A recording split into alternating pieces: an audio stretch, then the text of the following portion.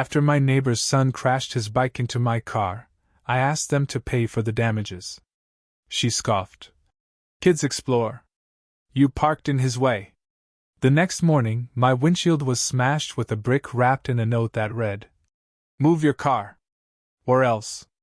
I checked my doorbell footage, and what I saw her husband doing in the middle of the night made me.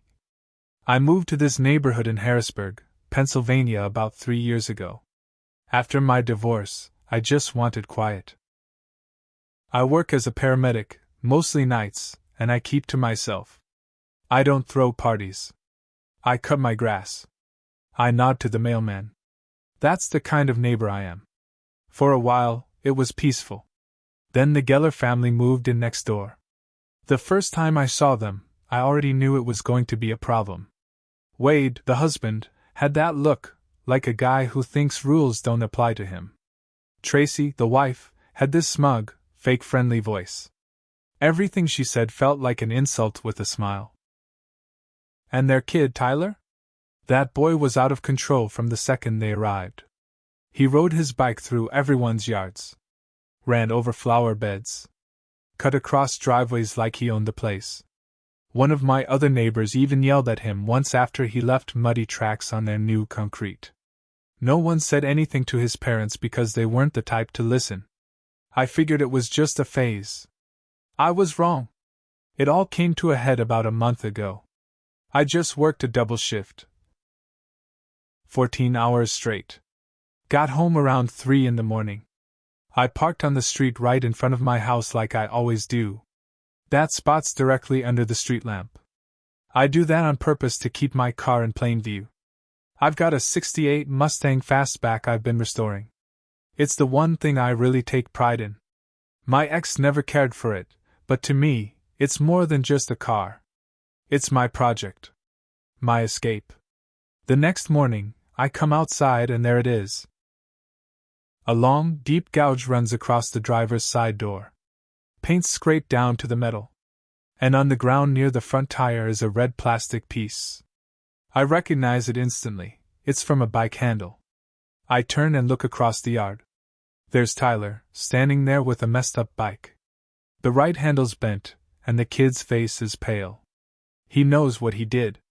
He doesn't say anything. He just turns and runs inside. So I walk over, trying to stay calm. I knock on their door. Tracy answers, sipping coffee like she's got all the time in the world. I tell her what happened. I say, "Your son hit my car. It's damaged. I need you to pay for repairs." She looks me dead in the eyes and laughs. Not like it's funny, but like I'm pathetic for even asking. "Kids explore," she says, waving her hand like it's no big deal. "Maybe don't park your car in his way next time." I'm stunned. "You're serious right now?" "You heard me," she says, and then she slams the door. I stood there on her porch for a good 10 seconds just staring at the wood. I've been screamed at.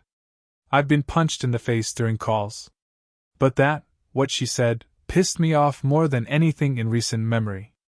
I walked back to my house, head buzzing, and filed a report with the local police. Told them everything. Gave them photos. They said it'd be hard to prove without a witness. Fine. Whatever. I wasn't going to let it go. That night, I parked in the same spot. Right under the streetlight. Let's see if they try something again. Next morning, I walk out to something worse. My windshield is smashed. A brick is sitting dead center, and spiderweb cracks stretch across the whole glass like a bomb went off. Wrapped around the brick is a note, written in all caps with black marker. "Move your car. Or else." I didn't touch anything. I called the police again. They came, took pictures, asked some questions, and basically told me there wasn't much they could do unless I had evidence. Good thing I had a doorbell cam. I went inside, pulled up the footage from overnight. The motion alert went off around 2:18 a.m. I fast-forwarded. There he was. Wade. Shirtless, barefoot, walking in front of my house like some lunatic. He leaves frame, then comes back holding something in his hand. The brick. He paces for a second. looks around, then lifts the brick and slams it down on my windshield. I watched him walk up to my porch after, look right at the camera, flip it off, and spit on my steps. That's when I stopped feeling mad and started feeling focused. I wasn't just going to get even. I was going to destroy their lives, one piece at a time. I spent the whole day thinking about what to do. I wanted to go over there and confront Wade. I wanted to drag him out of his house and make him pay. But I knew that wouldn't help me. He'd spin it. Call the cops. Say I was the problem. And with no actual arrest from the brick incident yet, I'd be the one who got burned. So instead, I started collecting everything. I downloaded the doorbell footage and made copies. One for me. One for the police. One for backup. I filed a second report, this time with the video attached. The officer I spoke to seemed more serious this time. He said they'd review it further. But I still wasn't holding my breath. I knew I had to play this smart. That night, I called my buddy Tim. He's a retired detective. We've known each other since high school. I told him the whole story. He didn't even hesitate. You want to hurt them? He said. Then hit them where it really counts. What do you mean? Reputation. Jobs. Home. You go after those three, they won't know what hit them. That gave me an idea. I started digging. First, I looked into Tracy. Turns out she worked from home doing social media marketing for some small boutique brand in Lancaster. Their whole business is based on family values, kids, safe neighborhoods, that kind of thing. I went to their website, found the Contact Us form, and typed out a very calm, very detailed message. I included screenshots of the brick. A still from the video of Wade smashing my windshield. A picture of the note that said, "Move your car. Or else." I explained how their employee Tracy refused to take responsibility when her son damaged my car, and how her husband vandalized my property in the middle of the night. I hit send and waited. 2 days later, she lost her job. I know this because I heard her screaming through the wall, yelling about how they had no right, and that guy's a liar, and I'm gonna sue. But she never did. She knew I had the proof. Next, I focused on Wade. This one was trickier. I didn't know where he worked, and he never wore any uniforms or company logos. So I followed him. 2 mornings in a row, I tailed his truck from a distance. He drove to a warehouse just off the interstate. Big operation. Looked like logistics or delivery. I waited in the parking lot until I saw him go inside. Then I snapped a photo of his truck in a no parking zone with the license plate clearly visible. That night, I sent an anonymous email to the company's HR department.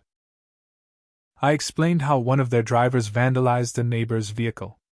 I included the doorbell video, along with the timestamp and police report number. I added that I was contacting local media next if they didn't handle it internally. 4 days later, Wade's truck never left the driveway again. He was fired. Now both of them were home all day, snapping at each other on the front lawn. I could hear their fights through my windows. Loud. Ugly. Tyler kept riding his bike up and down the sidewalk like nothing happened, but I could see the stress on his face. Part of me felt bad, for the kid. But not enough to stop. Because then they started trying to push back. It started with small stuff. Trash tossed on my lawn. A dead squirrel left on my porch one morning. My mailbox got yanked out and thrown into the middle of the street. I didn't react. I just bought a second camera and mounted it higher, angled at their house. Then I started talking to the other neighbors. Turns out, I wasn't the only one who had problems with the Gellers. An elderly couple 2 houses down said Tyler broke their garden lights. Another neighbor said Wade let his dog crap on her lawn every morning and never picked it up. A single mom at the end of the block said Tracy had once screamed at her for letting her kid cry too loud. So we started sharing stories. Then screenshots. Then footage. And then I got the HOA involved. Our HOA is small, but strict. They'd been letting things slide for a while. But when I presented them with a folder full of videos, police reports, and witness statements from 6 different neighbors, they finally moved.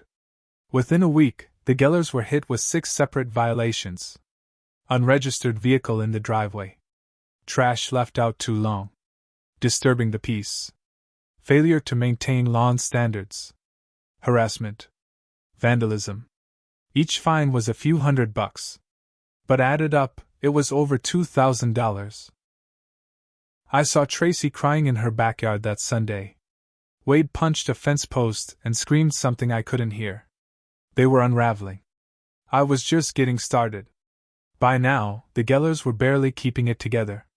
I watched their slow collapse like it was a TV series I couldn't stop watching. I didn't gloat.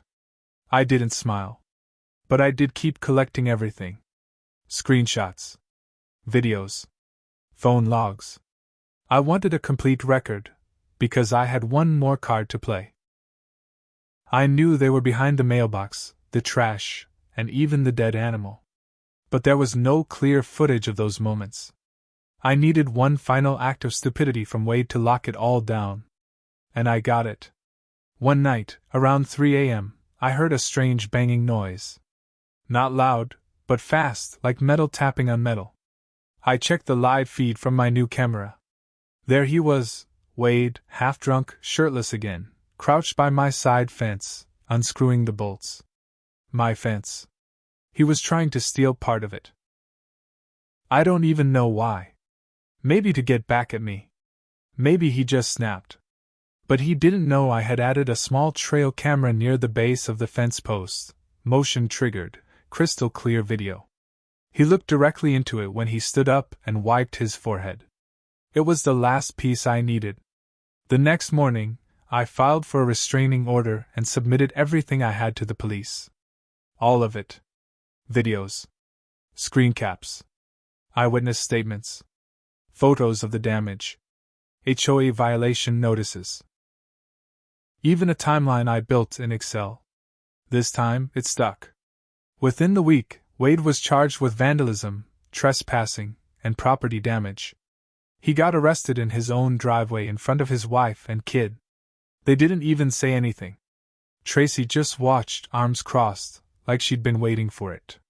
But karma wasn't done yet. 2 weeks later, I got a knock at the door. It was a Child Protective Services agent. Turns out someone, maybe one of the other neighbors, had filed a report about Tyler. He wasn't going to school. His parents were fighting day and night. Unsafe conditions. I didn't ask who filed it. I didn't care. All I know is CPS made a visit. The very next day, the Gellers started packing. Boxes. Trash bags. Clothes. Furniture. Everything they could shove into a U-Haul. No one helped them. No one waved goodbye. They didn't say a word to me as they left. And when they were finally gone, I stood on my porch. Looked at the empty driveway next door. It was quiet again. But I didn't feel good. I didn't feel victorious. Just tired. Because here's the truth, I let it go too far. The moment that kid hit my car, I could have handled it calmly. I tried, but once that brick came through my windshield, I lost control. I could have pressed charges and left it there. Instead, I tore their lives apart piece by piece. And while they deserved consequences, maybe they didn't deserve everything that came after. But maybe they did. Wade smashed my property and threatened me. Tracy dismissed it like I was nothing. They brought war to my doorstep. And all I did was finish it. Now my street is quiet again. My car is fixed. My mailbox is back. The grass is green. But sometimes, I still check my cameras at night. Just in case. Because once someone shows you how far they'll go, you never forget it. And neither will they.